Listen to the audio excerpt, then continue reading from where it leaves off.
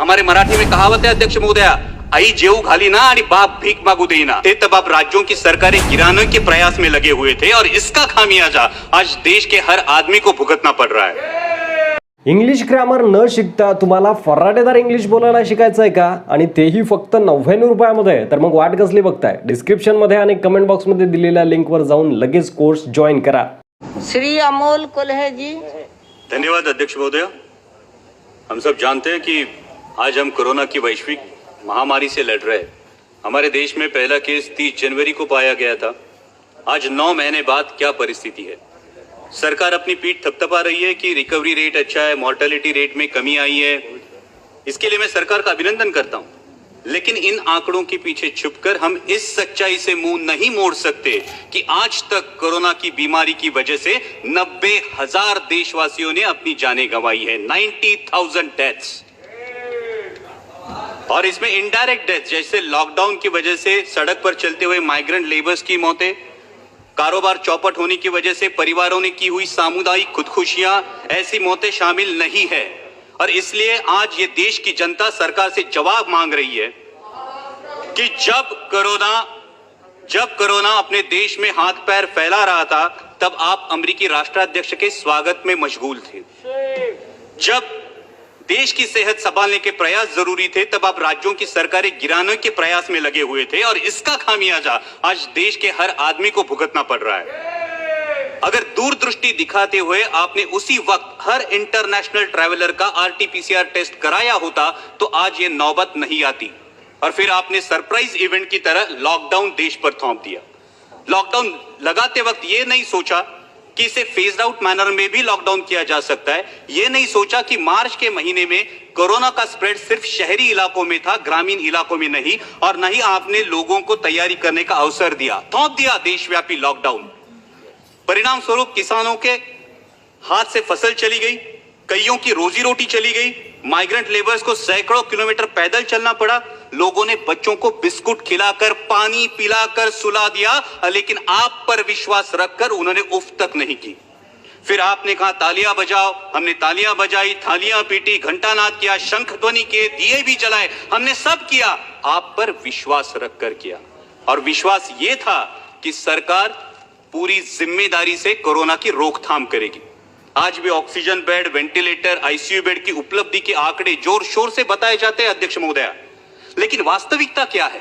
आज देश के आम आदमी को हॉस्पिटल में बेड पाने के लिए, ऑक्सीजन बेड, वेंटिलेटर उपलब्ध कराने के लिए दर दर की ठोकरें खानी पड़ती है। कई अभागी देशवासी ऐसे हैं कि जिन्हें रास्ते पर दम तोड़ना पड़ा है।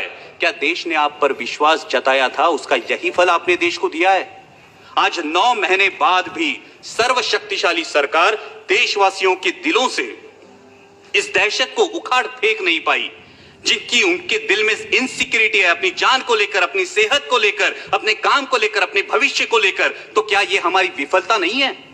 आज कोरोना की मृत्यु संख्या में देश विश्व में दूसरे पायदान पर है अध्यक्ष महोदया, और फास्टेस्ट ग्रोइंग केस लोड में हमने अमेरिका और ब्राजील को पीछे छोड़ के पहला पायदान प्राप्त कर लिया। क्या यह भूषणावह है हमारे लिए? मैं सदन के माध्यम से अध्यक्ष महोदया स्वास्थ्य मंत्री जी से पूछना चाहता हूं कि क्या देश कम्युनिटी ट्रांसमिशन की फेज में है या नहीं? अगर इस सवाल का जवाब हां है, तो सरकार की सब पॉलिसीज फेल हो चुकी है, इसका यह सबूत है। और अगर इस सवाल का जवाब ना है, तो फिर प्रतिदिन 1 लाख के करीब केसेस कैसे पाए जाते हैं? अध्यक्ष महोदया, हमें यह सोचना चाहिए कि क्या हमें पॉलिसीज में बदलाव की आवश्यकता है। अब तक हम individual case identification, contact tracing और क्वारंटाइन के बजाय अब हम जियोग्राफिकल स्प्रेड ट्रैकिंग और उस एरिया में पर्याप्त आरोग्य सुविधा डिप्लॉय करने के बारे में क्या हमें सोचना चाहिए? आज कोरोना से जो युवा उभरे हैं वो प्लाज्मा डोनेट करने के लिए रेडी है, लेकिन मैं स्वास्थ्य मंत्री जी से अनुरोध करूंगा कि ICMR का अब तक प्लाज्मा डोनेशन के लिए, प्लाज्मा थेरेपी के लिए क्लियर डायरेक्टिव्स नहीं है। वही बात सलाइवरी टेस्टिंग की है और वही बात औषधों के दरों की है। आज फैबीफ्लू ले लीजिए, आज रेमडेसिविर ले लीजिए, आम आदमी के जेब के पहुंच से ये दवाइयां आज भी बाहर है, इस पे विचार होना चाहिए। दुर्भाग्य की बात तो यह है अध्यक्ष महोदया कि जिन पर हमने कोविड वॉरियर्स करके फूल बरसाए, उनमें से कितने मेडिकल प्रोफेशनल्स की कोरोना से मृत्यु हुई, इसकी भी जानकारी हमारे पास नहीं है। ये दुर्भाग्य की बात है।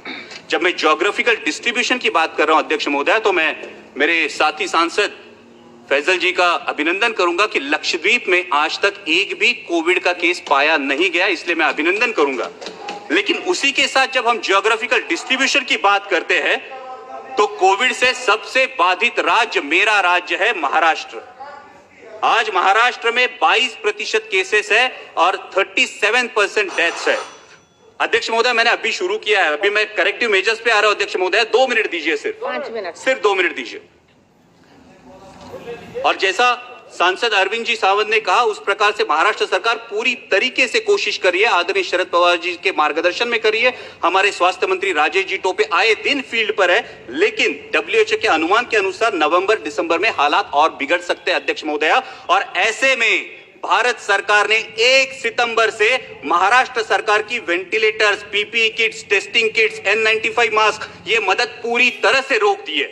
हमारे मराठी में कहावत है अध्यक्ष महोदया, आई जेऊ घाली ना आणि बाप भीक मागू देना। ऐसा बर्ताव केंद्र की सरकार महाराष्ट्र सरकार से साथ कर रही है।